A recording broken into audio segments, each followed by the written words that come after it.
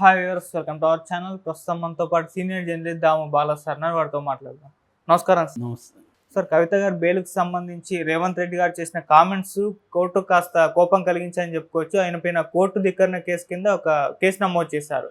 అయితే ఇప్పుడు ఆయన రియాక్ట్ అయ్యారు, సుప్రీంకోర్టు పట్ల క్షమాపణ కూడా తెలియజేస్తారని అంటున్నారు. మరి ఆయన ఎలా రియాక్ట్ అయ్యారు, ఏం చెప్తున్నారు సార్? రేవంత్ రెడ్డి ముందు నుంచి కూడా కవితకు బెయిల్ రాబోతుంది, ఎందుకంటే బీఆర్ఎస్ బీజేపీలో మెర్జ్ అవ్వబోతుంది, ఆల్రెడీ టాక్స్ నడిచాయి, అందుకనే కేటీఆర్ హరీష్ రావు మాటికి ఢిల్లీకి వెళ్తున్నారు అనే వెర్షన్ని ఆయన చెప్పుకుంటూ వస్తున్నాడు. ఎందుకంటే దీనికి నేపథ్యం కూడా ఏంటంటే 2023లో ఇక్కడ జరిగిన అసెంబ్లీ ఎన్నికలకు ముందే బీజేపీ బీఆర్ఎస్ ఒకటైనాయి, అందుకనే కవితను అరెస్ట్ చేయలేదు అన్న ఒక ఆర్గ్యుమెంట్ని బలంగా కాంగ్రెస్ పార్టీ రేవంత్ రెడ్డి ముందుకు తీసుకెళ్లారు. ప్రజలు దాన్ని నమ్మారు. అంటే బీజేపీ బీఆర్ఎస్ ఒకటే అని ప్రజలు నమ్మి కాంగ్రెస్ను గెలిపించారు. అది వర్కౌట్ అయింది. అందువల్ల దాన్నే మళ్ళీ ఎంపీ ఎలక్షన్లో కూడా బలంగా తీసుకొచ్చారు. తీసుకురావడం వల్ల బీఆర్ఎస్కు దెబ్బ తగిలింది, బీజేపీకి కొంత హెల్ప్ అయింది. సో అందుకని, ఎందుకంటే ఆ టైంకి బీజేపీ కవితను అరెస్ట్ చేయడం కూడా జరిగింది. అంటే ఒకప్పుడేమో కవితను అరెస్ట్ చేస్తే ఇబ్బంది అని బీజేపీ అనుకునింది, సింపతి వస్తుంది బీఆర్ఎస్ కని. తర్వాత కవితను అరెస్ట్ చేయకపోతే తమకు ఇబ్బంది, దెబ్బ తగిలింది, అసెంబ్లీలో అనుకున్న స్థాయిలో రాలేదని చెప్పి కవితను అరెస్ట్ చేశారు. సో కవితను అరెస్ట్ చేసిన తర్వాత వాళ్ళకి దానివల్ల ఉపయోగం జరిగింది. సో బీజేపీ బీఆర్ఎస్ కలవట్లేదని. కానీ ఇప్పుడు మళ్ళీ ఎప్పుడైతే ఈ కేసీఆర్ కేటీఆర్ వీళ్ళు బీజేపీ వైపు నుంచి సపోర్టు కోసం ట్రై చేస్తున్నారనే వాదనలు వచ్చాయి కవిత కోసం. ఎందుకంటే కవిత జైల్లో ఉంది, కవితను బయటికి తీసుకురావాలంటే ఖచ్చితంగా మోడీ ఆశీర్వాదం ఉంటే కానీ కుదరదు అని బీఆర్ఎస్ కేసీఆర్ వీళ్ళని నమ్మారు. కాబట్టి మోడీకి అపాయింట్మెంట్ కోసం ట్రై చేయడం, మోడీతో చర్చలకి మొదలు పెట్టడం, తర్వాత తమకున్న 4 రాజ్యసభ సభ్యుల్ని బీజేపీకి ఇస్తానని చెప్పడం, లేదు తాము ఎన్డీఏ కూటమిలో జాయిన్ అవుతా ఉండడం, ఇలాంటివేవో మొత్తానికి వీళ్ళ వైపు నుంచి జరిగిందనేది అందరూ చెప్పుకుంటున్నారు. దాన్ని రేవంత్ రెడ్డి బిల్డప్ చేశాడు. అంటే రేవంత్ రెడ్డికి ఇవాళ ఉన్న ఇదేంటంటే ట్రయాంగిల్ ఫైట్ ఉంది తెలంగాణలో. అంటే బీజేపీతో ఫైట్ చేయాలి, బీఆర్ఎస్తో చేయాలి. బీఆర్ఎస్ని బలహీనపరిచేదానికి ఇండిపెండెంట్గా అనేక ప్రయత్నాలు రేవంత్ రెడ్డి చేస్తున్నాడు. అంటే బీఆర్ఎస్ నుంచి 10 మంది ఎమ్మెల్యేలు తీసుకున్నాడు, 6 మంది ఎమ్మెల్సీలు తీసుకున్నాడు, చాలామంది కింది స్థాయి నాయకులు కూడా బీఆర్ఎస్ నుంచి కాంగ్రెస్లోకి వెళ్ళిపోయారు. At the same time BJP BRS ఒకటే అనే నెరేటివ్ను కూడా బలంగా తీసుకుపోవడం వల్ల ఈ 2 సెక్షన్లు ఒకటే అన్నప్పుడు అప్పుడేమైపోతుంది, 2 పార్టీల్లాగా అయిపోతుంది. 2 శిబిరాలు ఉన్నప్పుడు కాంగ్రెస్కి అడ్వాంటేజ్ ఉంటుంది. రెండోది ఏంటంటే 2025 జీహెచ్ఎంసీ ఎన్నికలు రాబోతున్నాయి. సో జీహెచ్ఎంసీలో తను పాగా వేయాలి, రేవంత్ రెడ్డికి ఉన్న టార్గెట్ అది. సో రేవంత్ రెడ్డి ఏంటంటే 2-fold అప్రోచ్ అంటారు, 2-fold అప్రోచ్లు వెళ్తున్నాడు. ఒకటి, పార్టీ విన్నింగ్ అవకాశాలను పెంచకపోతే కేంద్ర అధినాయకత్వం రేవంత్ రెడ్డి ఇన్ఎబ్సెంట్ అన్నట్టుగా నమ్ముతుంది. కాబట్టి ఏదో ఒక రేపొద్దున ఇబ్బంది వచ్చినప్పుడు రేవంత్ రెడ్డిని మార్చే అవకాశాలు ఉంటాయి. కాబట్టి అది జరగకుండా ఉండాలంటే కాంగ్రెస్ విన్నింగ్ అవకాశాలని పెంచాలి. రెండోది, తనకు ఆల్టర్నేటివ్ లేడని తన ఇమేజ్ని పెంచుకోవాలి. ఎట్లయితే రాజశేఖర్ రెడ్డి తన ఇమేజ్ని పెంచుకొని తనకు ఆల్టర్నేటివ్ లేడని నిరూపించగలిగాడో, అట్లా రేవంత్ రెడ్డి కూడా కాంగ్రెస్లో రేవంత్ రెడ్డి లాగా ఇంకొకరు ఫైట్ చేయలేరు, బీజేపీతో బీఆర్ఎస్తో తనే మునగాడు, తనే ఫైట్ చేయగలడు అన్న ఒక నెరేటివ్ని తీసుకుపోవడానికే హైడ్రా లాంటిది పెట్టి అగ్రెసివ్గా రేవంత్ రెడ్డి ముందుకెళ్తున్నాడు. అట్లాగే కవిత విషయంలో కూడా ఢిల్లీలో మాట్లాడడం ద్వారా నేషనల్ మీడియాలోకి హైలైట్ కాగలిగాడు రేవంత్ రెడ్డి.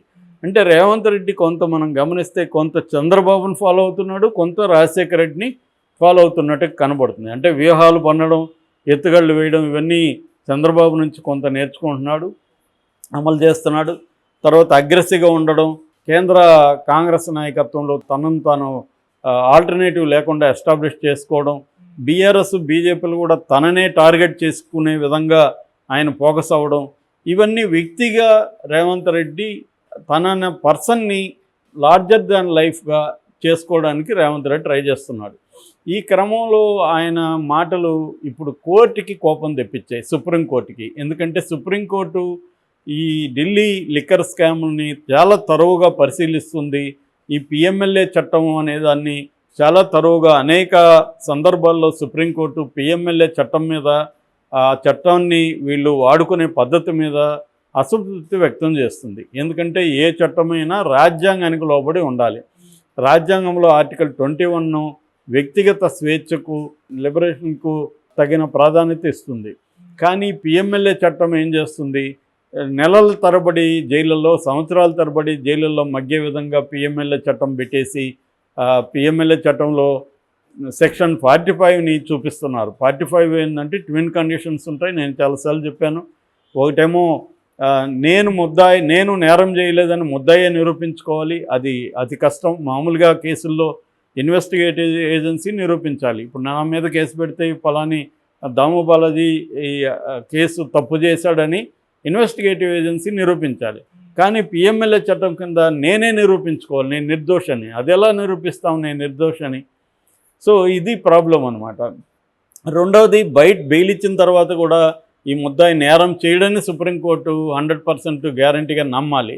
ఇది సాధ్యం అయ్యే పరిస్థితికి లేదు కాబట్టి బెయిల్ రావట్లేదు. అందుకని సుప్రీంకోర్టు అనేక సార్లు చెప్తుంది. అందుకని కవిత విషయంలో కూడా సమగ్రంగా సుప్రీంకోర్టు అనేక విషయాల్ని పరిశీలించి జస్టిస్ బిఆర్ గవాయ్ కానీ, జస్టిస్ కేవి విశ్వనాథన్ బెంచి ఆమెకు బెయిల్ ఇచ్చింది. కానీ దాన్ని రేవంత్ రెడ్డి తప్పుపడుతూ ఇది బీజేపీ వల్లే వచ్చింది, బీజేపీతో బీఆర్ఎస్ కుమ్మక్కైంది కాబట్టే ఇది వచ్చింది, బెయిల్ వచ్చింది సుప్రీంకోర్టులో అని ఈయన వ్యాఖ్యానించాడు.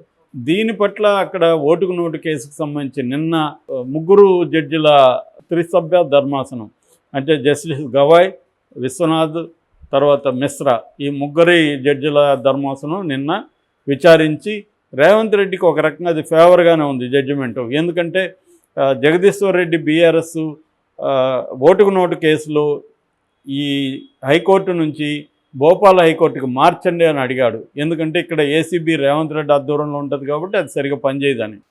కానీ సుప్రీంకోర్టు ఏమనింది? అది మార్చాల్సిన అవసరం లేదు. మార్చడం అంటే మా తెలంగాణ హైకోర్టుని మేము అనుమానించినట్టే, మా వ్యవస్థ మీద మాకే నమ్మకం లేనట్టు, అందుకని మేము మార్చము, కాకపోతే ఒక ప్రత్యేక పబ్లిక్ ప్రాసిక్యూటర్ని నియమిస్తాము అనేది చెప్పింది. సో అంటే ఒక రకంగా రేవంత్ రెడ్డికి అది ఊరటే. పబ్లిక్ ప్రాసిక్యూటర్ వచ్చినా ఏసీబీ సహకారం లేకుండా పబ్లిక్ ప్రాసిక్యూటర్ రేపు ఏం చేస్తాడు అది అందరికీ తెలుసు. కాబట్టి ఆ రకంగా ఇది. కాకపోతే అదే సమయంలో ఈ జగదీశ్వర్ రెడ్డి అడ్వకేటు కవిత బెయిల్కి సంబంధించి రేవంత్ రెడ్డి సుప్రీంకోర్టుకి విరుద్ధంగా కామెంట్లు చేశాడనే విషయాన్ని డాక్యుమెంట్స్ని ప్రొడ్యూస్ చేశాడు. దాంతో సుప్రీంకోర్టు ఆ 3 జడ్జిల బెంచ్ ఆగ్రహం వ్యక్తం చేసింది.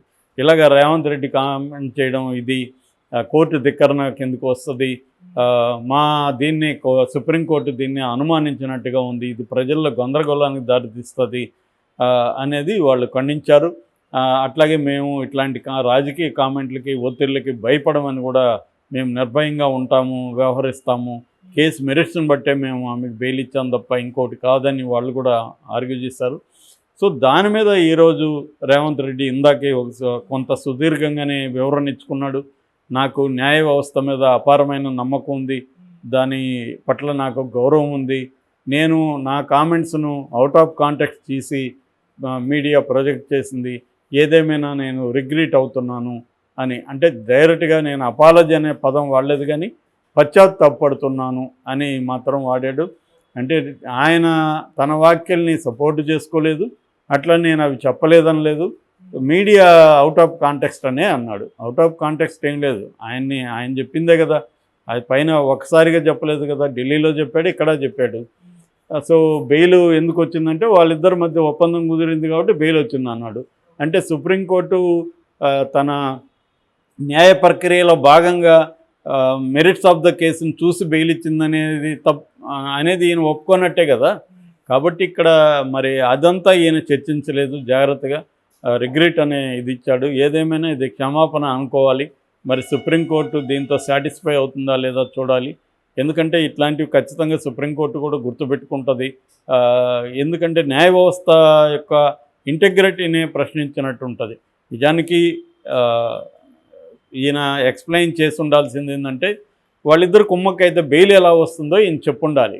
ఎలా వస్తుందంటే ఇన్వెస్టిగేటివ్ ఏజెన్సీలు సుప్రీంకోర్టులో గట్టిగా ఆర్గ్యూ చేయకపోతే బెయిల్ రావద్దని, అట్లాగే సుప్రీంకోర్టులో ఈడీ ఏమో ఇన్వెస్టిగేషన్ ముగిసిందని చెప్పింది, తర్వాత సిబిఐ ఏమో ఫైనల్ ఛార్జ్ షీట్ వేసింది, అందువల్లనే ఆమెకు బెయిల్ వచ్చింది. అదే కేజ్రీవాల్ విషయంలో ఇన్వెస్టిగేషన్ ముగిసిందని చెప్పట్లేదు, ఫైనల్ ఛార్జ్ షీట్ వేయట్లేదు, అట్లాగే గట్టిగా కౌంటర్ చేస్తున్నాయి. కాబట్టి ఈ తేడాని ఆయన ఎక్స్ప్లెయిన్ చేస్తుంటే కరెక్ట్గా ఉండేది. ఆయన అంత ఎక్స్ప్లెయిన్ చేయలేదు, ఓన్లీ కుమ్మక్క అవడం వల్ల బెయిల్ వచ్చిందని చెప్పాడు అందరిలాగే. అది రేవంత్ రెడ్డి పొరపాటు. సో రేవంత్ రెడ్డి ఇప్పుడు దాన్ని తప్పును సరిదిద్దుకునేదానికి ఆయన ఈ ట్వీట్ చేసినట్టుగా అర్థమవుతుంది. Okay sir, thank you so much.